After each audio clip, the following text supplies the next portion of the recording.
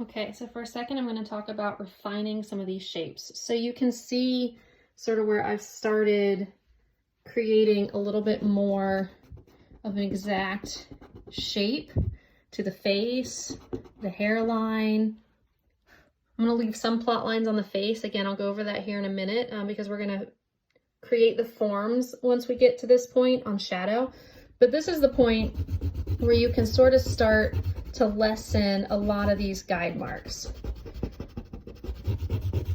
Right? And it's okay if they don't go away completely. You'll see we kind of have a whole system here where eventually this will work out. Like I said, don't draw as dark as I did. I kind of was worried that you guys wouldn't be able to see a lot of this, so I'm going really way more heavy-handed than I normally would. But this is that point that you start to create those shapes and you can start to remove a lot of these guidelines. So always still be sure to go back and double check. I still even had to make some more adjustments, so little tweaks just to make sure that stance feels right. You want to make it feel a little bit like her weight is in this leg. Realistically, I think I could have closed that leg a little bit more, but I'm not going to worry about it in this demo. So you just want to keep double checking, right? To make sure that there's enough lean in her body, that there's enough of a slant, you know, that the weight bearing is enough. Ideally too, you will have your reference right next to you. That's what I recommend. I'm kind of turning around backwards and then drawing over here. Not ideal, not highly recommended, but you'll be able to work from that photo. So it'll be a little bit easier. I'm gonna keep cleaning this up. So what you wanna do is to get a very light basic line drawing, right? I wanna get the form. So I know sort of where everything is, how her legs stand. Make sure that all the measurements between certain areas look accurate, just like, you know, they are on the model. I'm also sort of looking at a top-down view, so I'm sort of drawing her from this stance because I had to set her kind of low.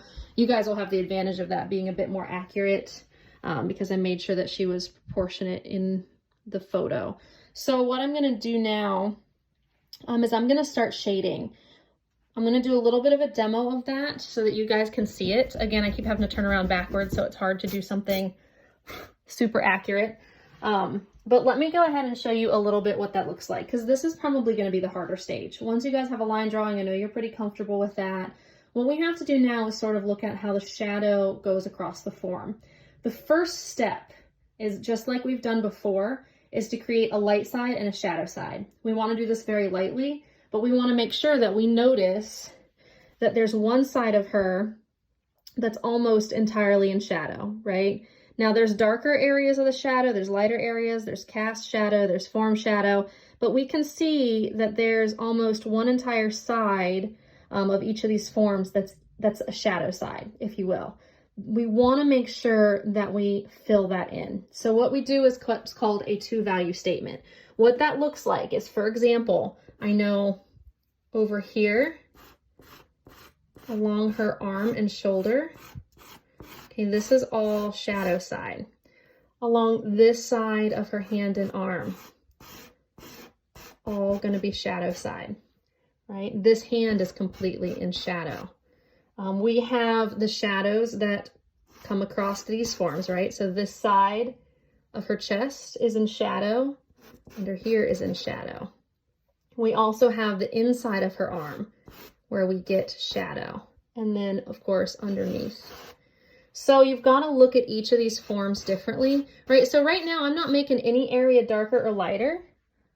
I'm just trying to make a shadow side and a light side. Because remember, no matter what, my shadow side is always going to be darker, even in the reflected light areas, right? Always. So I'm just looking for the shape of that right now. I want everything that's shadow side, and there's only just a little bit of the foot that's in shadow. And I want everything that's light to be in that light side. So that's sort of all we're going to do on this next step, is to give us ourselves this two-value statement. So now her hair parts, so there's one side that's going to be shadowed there. You're going to skip a little spot, and the other side is in shadow. This is where it kind of gets interesting with the face, right? A lot of her face is in shadow, but we have some light areas. this is how we start to build a face based on shadow. So the first thing I'm gonna do is the same thing I'm doing on the rest of her body. I wanna make this two-value statement. So I have sort of a marking here.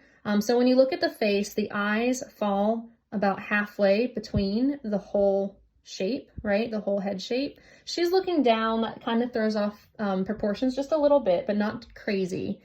But her nose blocks light, so that side of her face is in shadow. And then we have the area between her nose and her lips, and then her chin. So we will come back and we'll work that out in a little more detail. We also have a little bit of this cheekbone that's in shadow. I'm just going to plot that in a little bit because a lot of her face is in shadow. So this is the next step. You want to end up with this two-value statement. We can clearly see what areas are light areas, or what areas the light's hitting, and what areas are completely in shadow. So I'll go ahead and start up in our next step.